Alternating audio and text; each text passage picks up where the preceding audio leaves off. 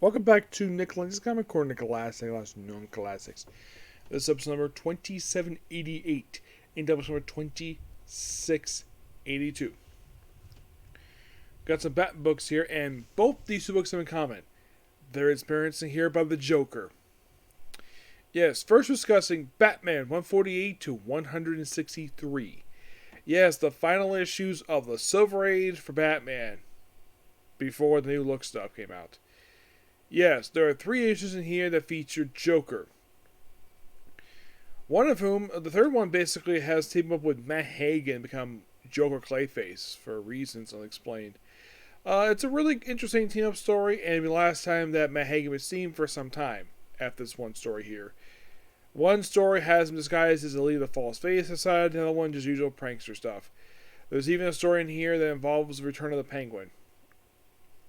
A lot of the time, the stories in here are just one-shot stories.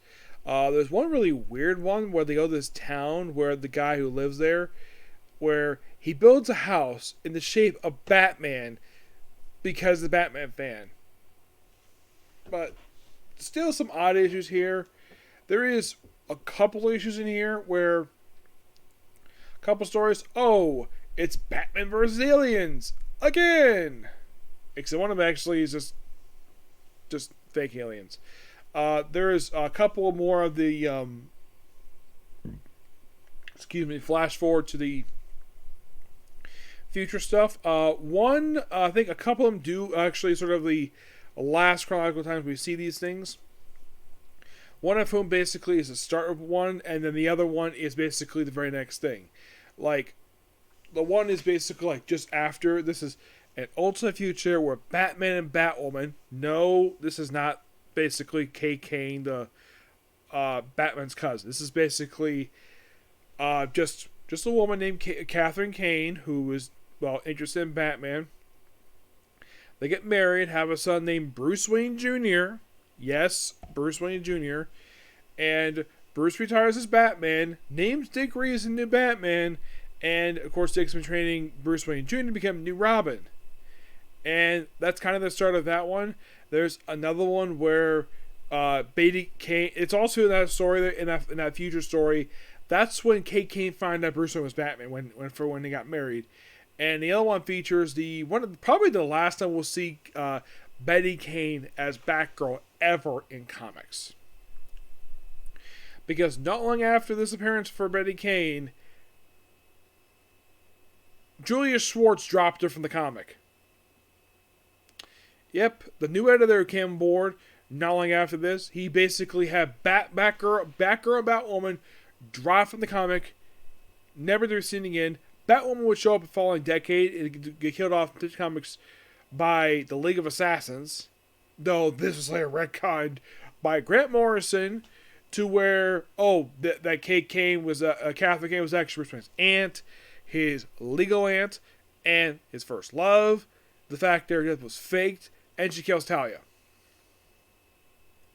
As for Betty Kane, in the original Earth 1 continuity, she was basically Catherine Kane's niece, who had a thing for Dick Grayson, which of course she falls for him even in that future story.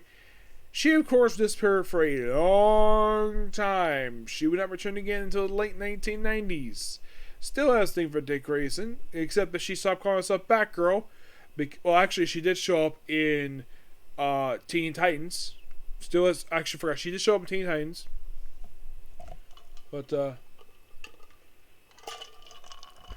after the first one of Teen Titans wrapped up, one scene again until late 1980 where she decided to adopt the name of Flamebird. And this time that she'd been around for a little while, later being, named the current Batwoman's cousin. And at the start of the New 52 continuity, she actually burned her costume, so she can't be Flamebird anymore. For reasons, she hasn't really done all that much all this period of time. As for Catherine Kane herself, after her appearance in Batman Incorporated and sort of inspiring the formation of Spiral, she has done virtually nothing. Like, after the last issue of Batman Incorporated, the one that Grant Morrison, not the recent one Ed Bronson did, the one Grant Morrison wrote, she has completely dropped on the face of the earth when it comes to comics. She has not appeared since then. There's no mention of her. at all. Probably because basically she's got a really cool niece in the form of Catherine Kane. Yes. Yeah, but that's kind of basically what we got here in a nutshell. There's some interesting stuff. Here's the one story where you actually have Alfred pose as Batman for an issue. Just disprove the fact Bruce Wayne is Batman. But in the case of this, now, according to what I read, basically that the appearances by Batwoman and Batgirl were made apothetical.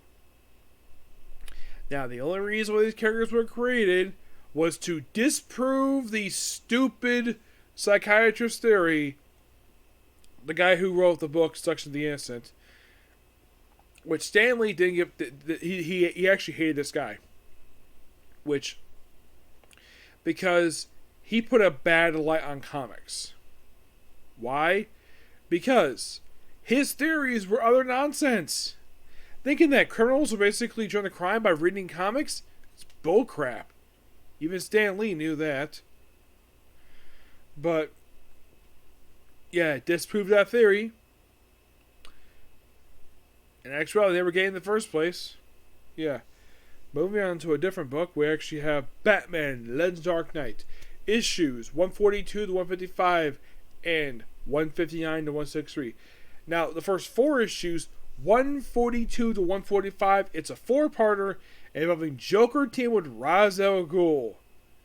This is like a present-day story. This, by the fact, Legends of Dark Knight is a story supposed to basically kind of fill in Batman's first 5 years. Now, you have Joker. Now, I could say this is set after Legacy, probably, at this moment, not after that. It's written by Chuck Dixon, artwork by Jim Aparo. Yeah, and it's also, I was like, them trying to take over the world. More another one of, basically, Ra's al Ghul's hairbang is schemes to take over the planet, possibly cause annihilation. And that's literally kind of what goes on here. Next story arc is called Bad, written by Doug Moak and Barry Kitson. This is definitely set in Batman's early years, purely because Commissioner Gordon is Captain Gordon here, and he's been distrustful. I would say this is set possibly during the second year of Batman. I'm guessing, because we have the bat signal here. And at first, Batman is basically, he kind of almost loses his trust during the storyline. But the whole thing is basically about getting this one guy named Jared, who's basically just beats people up for no apparent reason. Yeah. It's an odd story arc, and I'm not gonna blame Doug Moak for this. Yeah, he wrote this thing. Came out in October 01. Which, this may have been, I think this could have been Doug's last story he did for Batman. And like I said, it's only 3 issues. Moving on to Grimm. A 5-part story arc written by Jay Matias, art by Trevor Eden.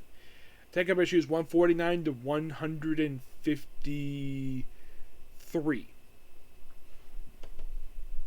This is a bizarre story arc. Set during when Dick Grayson was Robin, and so this is possibly not long after I would say not long became Robin. Of course, Batman is not very trusting of Dick Grayson here. Now, this is also probably one of the rare times that this is probably, because I think this could have been the only time that James T has ever read a Batman comic.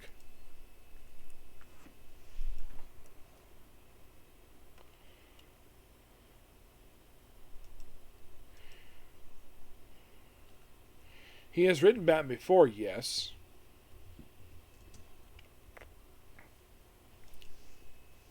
He read Batman before in JLI. Mm-hmm.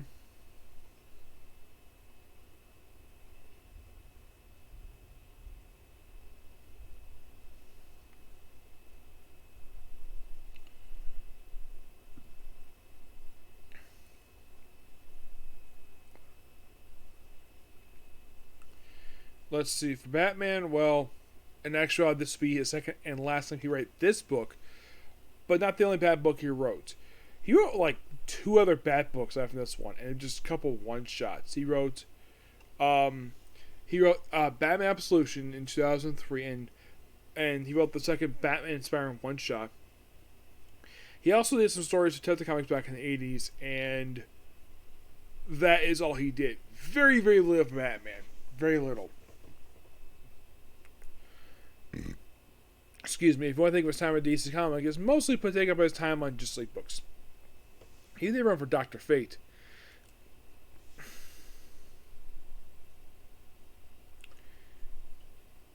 Yeah, this whole entire,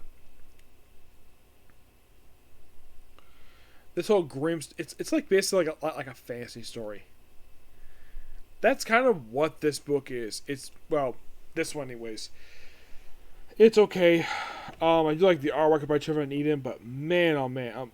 Oh, by the way, this this big older lady turns up a young lady.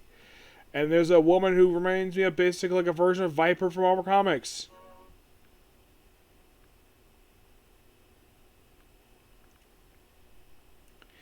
Yep. But moving on to issue number 159. There's only a couple stories here of this one.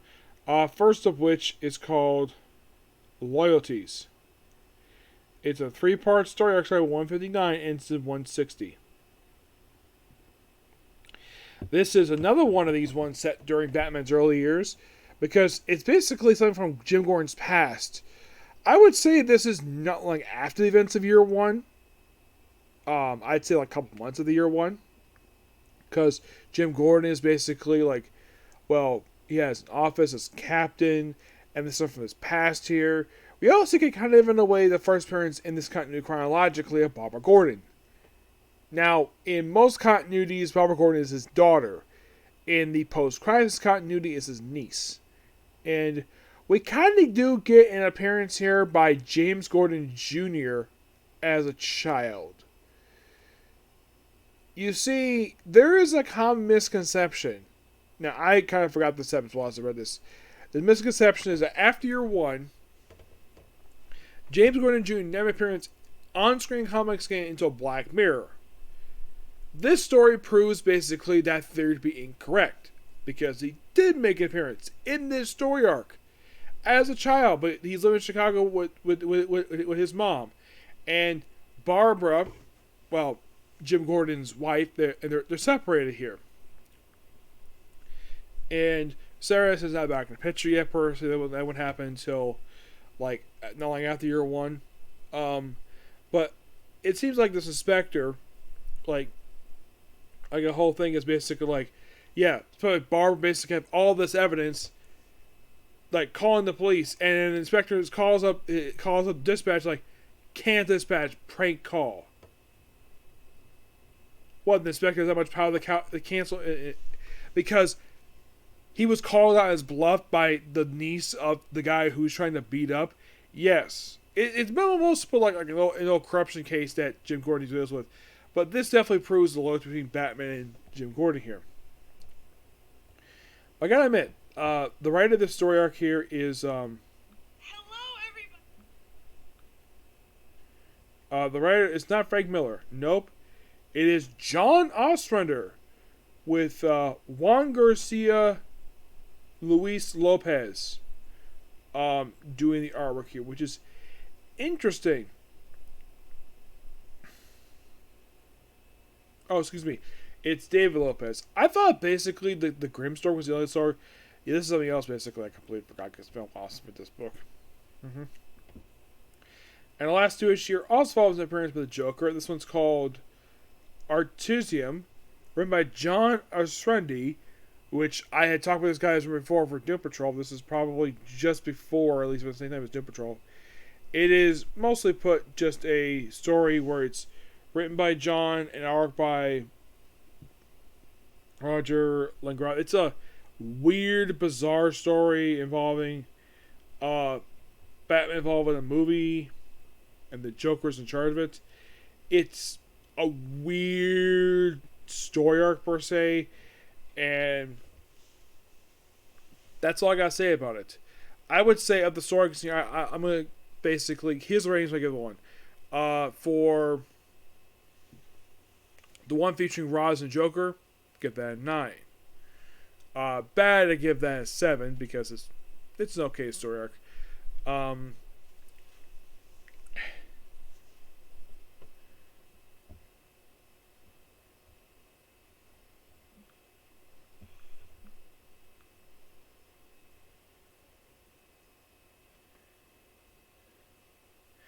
Grandma, I give that an 8.5.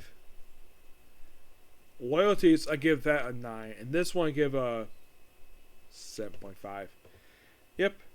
But yeah, that's pretty much it for this review. Please be sure to like, comment, subscribe, turn notifications, and do not hit this like button. Now, those of you curious, since I just finished up discussing Silver Age Batman, what's taking a spot? I'm thinking of doing Golden Age Batman next.